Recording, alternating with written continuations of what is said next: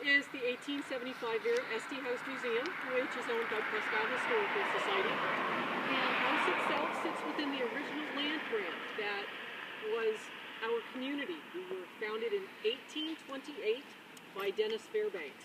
And our community was originally known as Fairbanks Mills.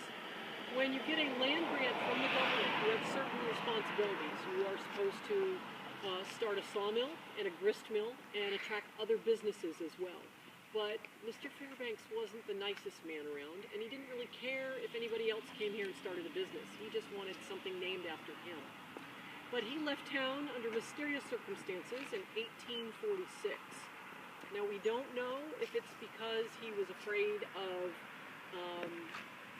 being arrested for being in another barroom brawl, or if it's because he got caught for cheating on his wife again. But regardless of that, once he left town, the town was fairly quickly renamed to the Presque Isle, which is French for peninsula, or almost an island, because at that time we were bounded on the west by the stream and on the north and the east by the Aroostook River. He went over to Tobique, New Brunswick, and lived the rest of his life there. So the Esteys purchased this property in 1917. Now, I mentioned the house was built in 1875. That's kind of an approximation. It's not like today where you can go down to City Hall and pull the permit to see when a house was built.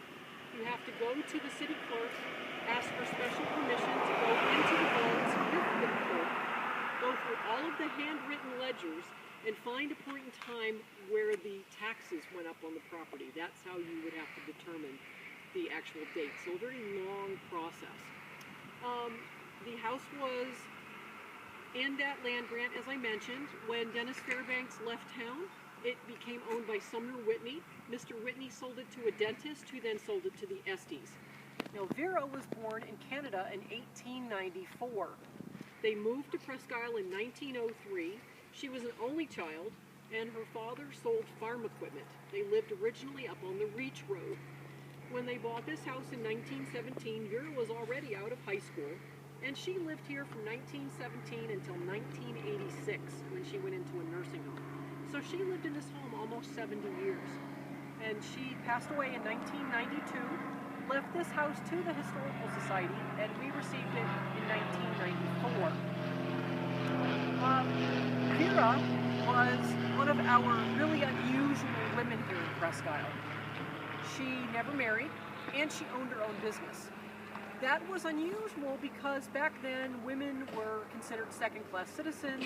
We really only had an identity as someone's wife. We couldn't vote. We couldn't own property. But Vera, even though the family was fairly well-to-do, she didn't have to work if she didn't want to. She owned her own business, and that was raising and selling flowers to the Boston Fresh Flower Market. So she would travel to Boston on a regular basis to take care of her business. And she did have a boyfriend in Boston. He was a dentist by the name of Glenn DeWitt Estabrook.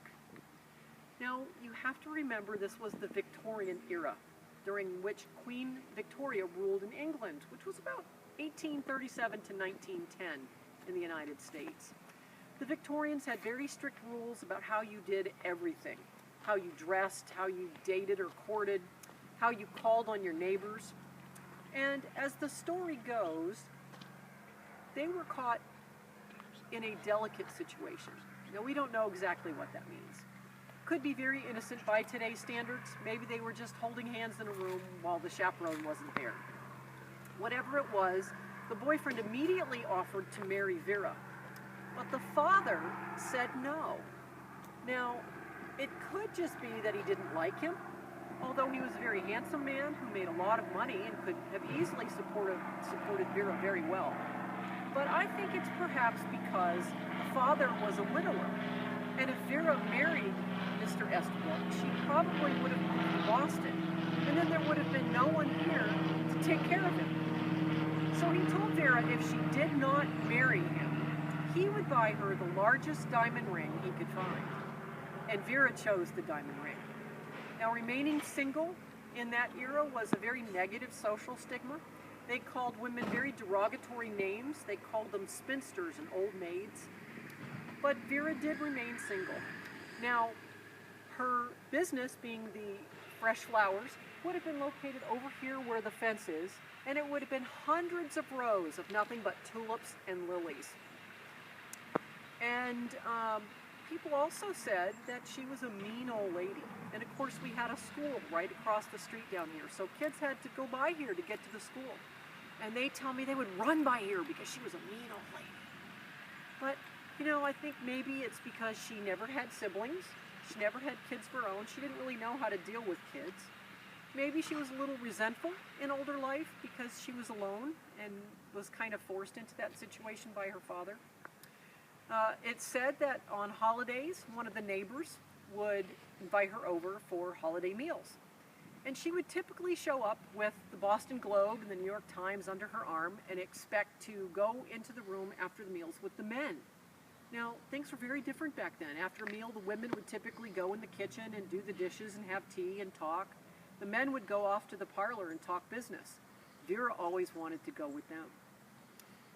It's also said that one particular holiday, there was no room for her at this particular folks' home. So they sent their teenage daughter over with the food for Vera. And because Vera didn't like kids or didn't trust kids, she wouldn't let her in, and the food sat on the porch all night long. If you have an opportunity to take a tour of the inside of the house, what you will see upstairs is that Vera kept all of her childhood toys, all of her childhood books, and she had a hope chest. So I think that as a young woman, she really did plan to get married and have children. And so maybe that was another reason why she was kind of resentful as an older person. And that's pretty much the story of the Estey House, and we invite you to come visit the house sometime.